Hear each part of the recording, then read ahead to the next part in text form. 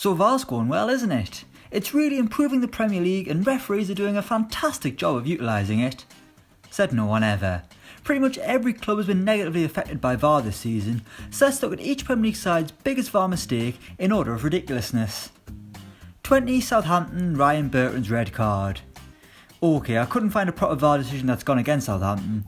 Ryan Burton went for an early bath against Leicester after the video ref went back to a previous challenge and sent the left back off for a bad tackle on Jose Perez.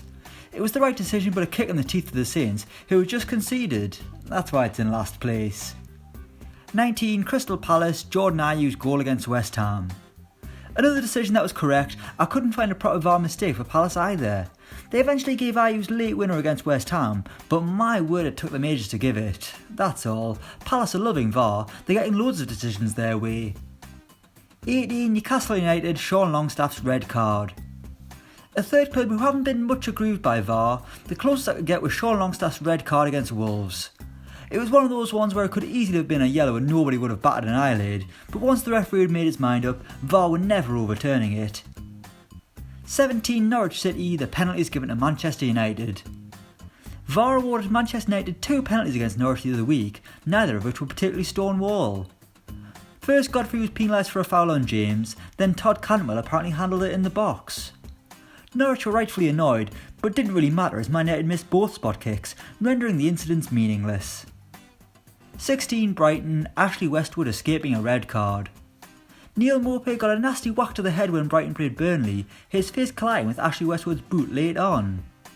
The Burnley man just got a yellow, but Maupay thought it should have been more, and he had a slight case, though he did put his head down. It was one of those ones that could have went either way, and there was no dangerous intent from Westwood. 15 Manchester United, Martial not getting a penalty against Crystal Palace. Well, they've been handed some soft penalties, but they didn't get a clear one in the home defeat to Crystal Palace. Martin Kelly clearly had a hold of Anthony Martial as the Frenchman burst into the box, knocking him off balance as he skewed his effort wide. It wasn't given and Palace went on to win, but Man U really can't complain too much about VAR, especially after the Liverpool game. 14 Sheffield United, no penalty given against Southampton. When you look at some of the penalties that have been given for handball this season, it's clear why Chris Wilder was so angry after a 1-0 defeat to the Saints. The Blades were denied a clear spot kick as the ball hit off James Ward-Prowse's arm from across, with the Saints player having his arm in a very unnatural position. Nothing was given and the war for consistency rages on. 13 Bournemouth, no red card for Youri Tielemans. The Cherries lost 3-1 to Leicester earlier in the season and Youri Tielemans was at the heart of the action, getting his first goal of the season. But he could easily have seen red for a crunching challenge on Callum Wilson. It was high, reckless, out of control and the studs were up, yet for some reason VAR didn't overturn the decision or at least get the ref to have another look. Shocking. 12 Burnley, Chris Wood's disallowed goal. If I was a Burnley fan, I'd have been livid at this one. Chris Wood bundled in a late equaliser against Leicester the other week, only for VAR to eventually chalk it off because he apparently tripped a desperate Johnny Evans.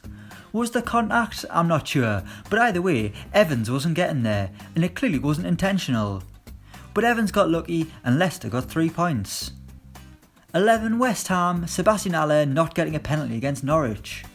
West Ham cruised past Norwich earlier in the season, beating the Canaries 2-0 thanks to goals from Haller and Yarmolenko.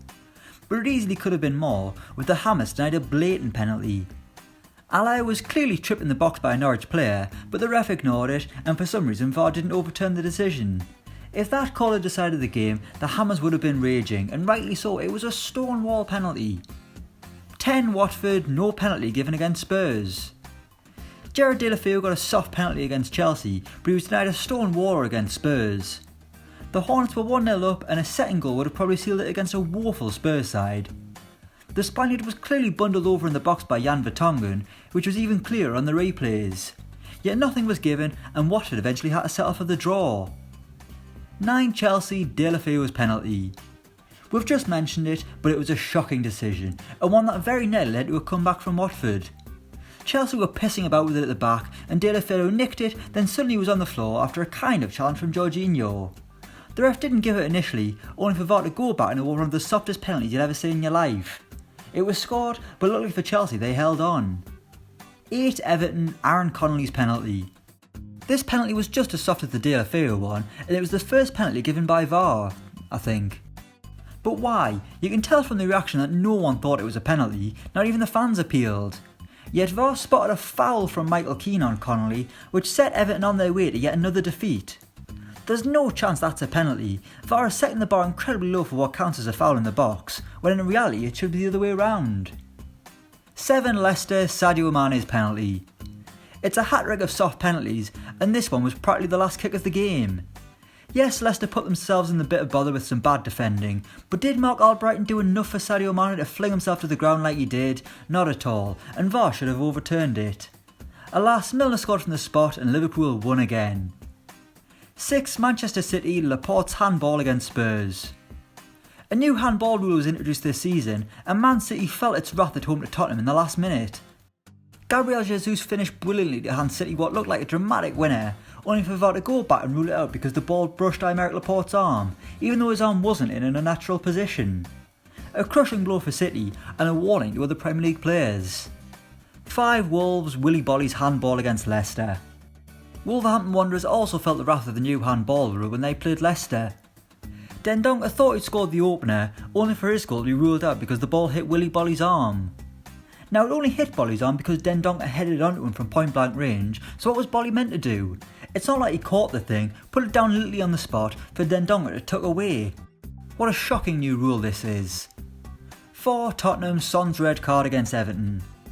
First things first, André Gomez, get well soon. What happened on Sunday was awful, and hopefully you aren't out of action for too long. I'm not sure why I'm talking as if he's watching this, he probably isn't. But anyway, despite committing the challenge, there's no way Son should have seen red, and VAR should have overturned Martin Atkinson's decision. And when he was only going to give him a yellow, then saw Gomez's ankle and decided it was a red. That's just not how it works. You can't judge the punishment based on how hurt the player is. VAR should have seen that and helped the referee out. 3 Aston Villa, the disallowed goal against Crystal Palace. Aston Villa thought they'd got a late equaliser against Crystal Palace at the start of the season thanks to Henry Lansbury, only for the referee to rule it out, claiming that Jack Grealish had dived on the edge of the box.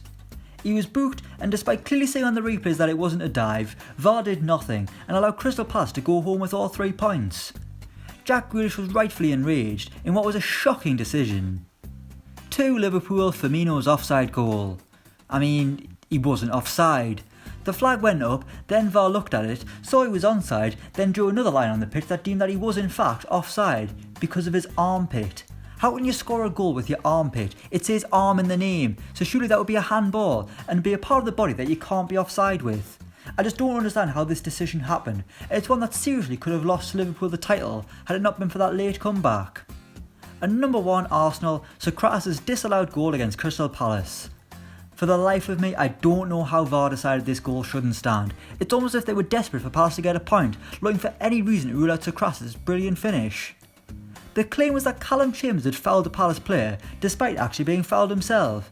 And this wasn't the referee's decision, it was VAR. They looked at that multiple times and decided that it wasn't a goal. There's no point having the technology if these clowns don't know how to use it properly. And the fact I've been able to make a pretty much full video of VAR errors shows how pathetic it's been so far. We've only played 11 games. So there we go, I've calmed down. That's every club's worst VAR decision ranked. Let us know what you think in the comments below. Thanks for watching and don't forget to like, share and subscribe.